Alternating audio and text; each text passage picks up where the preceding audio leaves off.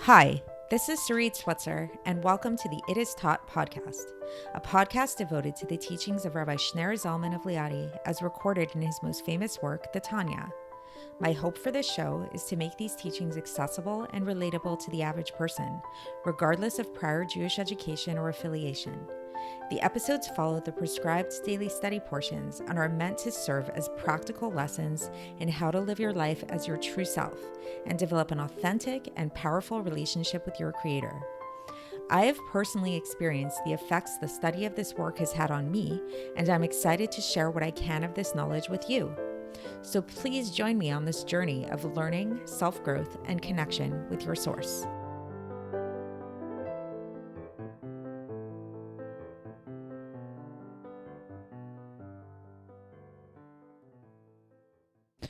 Hi, and welcome to the It Is Taught podcast. This is episode 452 for the 26th of Shevat in a regular year. Today we're going to be beginning chapter 28 of Likkutei Amarim, and the topic for today is all about ignoring the heckler. So we'll see what that means. And so the idea of a heckler is something that probably stand-up comedians are the most overtly familiar with, but we'll see that this is something that we can all actually relate to in our own way. So for a stand-up comedian, they will often have the experience that they'll get up there, they're giving their show, and there's going to be one or two people in the audience who start heckling them, start making fun of them, start saying, boo, you're not funny, get off the stage, blah, blah, blah, whatever it is, or answering back to them. And so what should the comedian do in that moment in time? So do you think that it would be a good idea for the comedian to engage the heckler? So most likely no, right?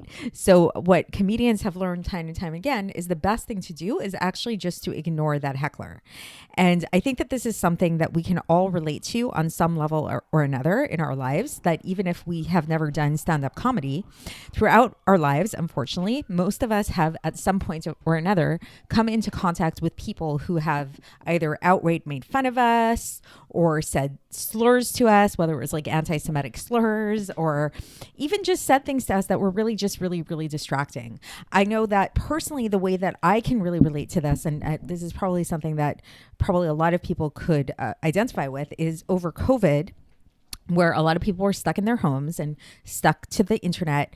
There became this like phenomenon, which existed before too, but it seemed to get really more enhanced over COVID, where people would be posting on Facebook and posting all kinds of political things and venting all of their emotions of whatever kind on other people's Facebook accounts. So I had this, maybe this is my opportunity to vent about this, but I would post something on Facebook, which I really thought was pretty innocuous, nothing really super controversial, something stating something I was thinking about the current situation or whatever. And I would get like a slew of comments, many of them, some of them were appropriate and fine and nice, but a very big bunch of them were just really antagonistic towards me and often actually had nothing to do with the post that I had posted. And it really sort of confused me and it frazzled me, and it was, what is this about?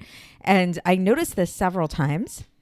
And in the beginning, when this would happen, in my naivete, I tried to engage these people in discussions and write back to them. What do you mean by that? Can you clarify? How does this have to do with what I posted?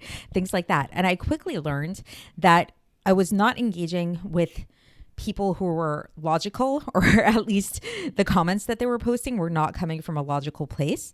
And it was not very purposeful for me to respond. And really the best way to deal with these hecklers, so to speak, was really just to ignore them. I can think of other examples in my life where this is true, and I'm sure that you have areas where this applies to as well, that often in life, or I shouldn't say often, but there are times in life when people approach us and talk to us in rational, nice ways. Hopefully this is the majority of our lives. But every so often, there will be somebody that we encounter, whether it's a weird stalker or a weird person online or somebody who has ill feelings towards us for whatever reason, who just distracts us from whatever we're doing and tries to engage us in some kind of conversation that is really very counterproductive. And really the best advice for dealing with these kind of people is to simply ignore them and not let them distract you from what you're doing. Now, what we're going to be learning about in Tanya today is we're going to take this a little bit deeper, where we're going to talk about how not only does this apply when we're talking about actual physical hecklers from the outside, but we actually all have a heckler on the inside as well. We have, as we've talked about before, we have not only one, but we have two souls. We have an animal soul and we have a godly soul. And so again, like we have this misconception in our culture of this idea that anytime we have any kind of impulse, any kind of feeling, any kind of thought, we should act on it. We shouldn't repress it. We should indulge it, really go through with it to the fullest degree, explore that feeling or that thought. The Tanya does not go with this approach at all. And what the Tanya, as we'll learn today, actually says is that, in fact, you don't only have one voice inside of you. You have yourself, your true voice.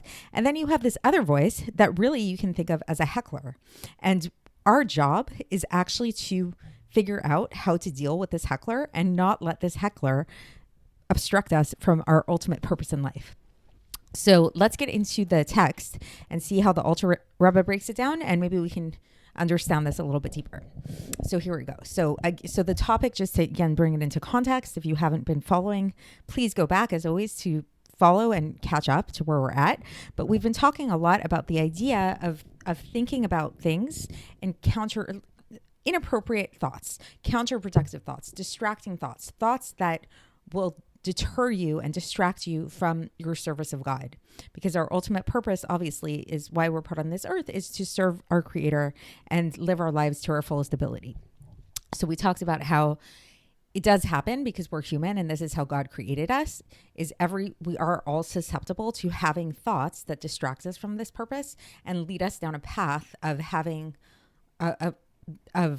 all kinds of desires for things that are inappropriate or outright forbidden and things like that. So the Alter Rebbe here says that even if it falls upon a person that they have all kinds of different thoughts for all kinds of different desires and all kinds of different foreign thoughts while they are involved in holy service of Torah or prayer with intentions. So it's like, let's say it could happen that a person, like we've talked about, a person's at work and they start thinking about things that are inappropriate. What happens if a person is engaged in actual spiritual service and this happens? So a person is learning Torah or they're in the middle of praying, and in the middle of this, they start having these inappropriate thoughts.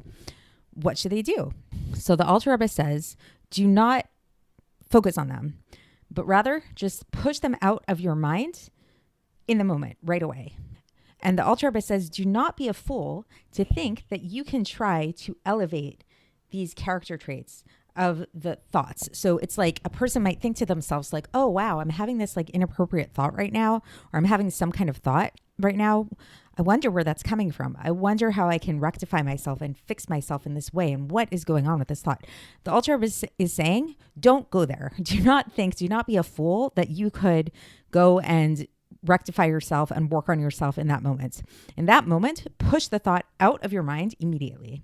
Because this whole idea of rectifying your character traits in such a manner is really only applicable to tzaddikim. Because tzaddikim do not have foreign thoughts of their own, but rather they have foreign thoughts of other people. So we've already talked about this, that what makes a tzaddik different than a Benoni is one of the main traits is they don't struggle with these inappropriate thoughts anymore. They don't have these impulses, these destructive kind of impulses. So for tzaddikim, if they do have kind of thoughts that are foreign and that have nothing to do with serving God, it means that it's coming from somewhere else. And tzaddikim have this ability and this power to take the thought and to elevate it and transform it into something good. We don't have that ability. When we get some kind of inappropriate thought, we should push it aside immediately. And so the Alter Rebbe says, because if a person gets this thought, which is coming from themselves, it's not coming from the outside like it would be for a tzaddik. So it's coming from, where is it coming from? It's coming from the negativity that is still in their heart, in the left ventricle of the heart. And how can they elevate this thought if they themselves are attached down below? So it's like when you're steeped in the darkness, you cannot elevate yourself out of the darkness. So it's just like, if you think about somebody who's wallowing in their own darkness, they can't get themselves out of it. They need somebody from the outside to get themselves out of it. But the Alter Rebbe says that even though this is the case, that a person cannot actually elevate themselves out of it and rectify this thought and transform it in this way and transform the character trait, you shouldn't get sad from this. You shouldn't let your heart fall down and turn into sadness at this time when you're serving God, because when you're serving God, you're actually supposed to be in a very joyous state. But rather, if anything, you should actually become stronger, and you should increase in your power and your intensity with all of your energy in terms of you should increase in your intention in prayer with great joy and with great gladness, even more. Because he should recognize, if this happens, that this thought, this negative thought that's coming, this foreign thought, is coming from the klipa, from the husks, as we've talked about previously, that are found in the left ventricle of the heart, that is waging war in the Beinoni with the godly soul that's within them. And then the Alter Rebbe says that it's known that the way of warriors and wrestlers, when they wrestle together, when you have two people that are wrestling, when one of them rises up, like when one of them is winning, then the other one starts to fight stronger. Because it's like, oh no, this guy's like really, really trying hard. I got to work a little bit harder. So too, when the godly soul is really trying and really elevating itself and really becoming stronger while it's praying and davening, so thus the klipa also starts to do that, also starts to fight in order to really mess a person up and confuse them, to bring them down into these foreign thoughts. So it's sort of like that a person may find that they, not only is it that it is possible to get inappropriate thoughts during times of prayer and holy service, it actually may be more likely in a certain sense, because while a person is involved in prayer and study and they're really working towards serving God, this is a time when the godly soul is really prominent and really fighting hard. And the animal soul recognizes this and is like, wait a second, oh my gosh, the godly soul is going to win me out now and get rid of me. I gotta up my game. So then it actually makes sense that the animal soul is going to struggle a little bit more. So that's the end of the section for today, and we'll continue with this topic tomorrow when we conclude this chapter. So stay tuned, and I'll speak to you then. Thanks for listening to the It Is Taught podcast, hosted by Sarit Switzer. This podcast is dedicated in loving memory of my maternal grandfather, Avraham Yitzchak ben Binyamin HaKohen of blessed memory. Music by Shoshana. If you enjoyed this episode and would like to support the show, please share it with others and subscribe on YouTube, Apple iTunes, Spotify, or wherever you listen to podcasts. And make sure to leave us a 5-star review. To find out more about the It Is Taught project, including more information on my soon-to-be published book, please visit our website, itistaught.com. To catch the latest from me, follow me on Facebook, Instagram, and Twitter. Looking forward to speaking with you tomorrow, and until then, have a great day.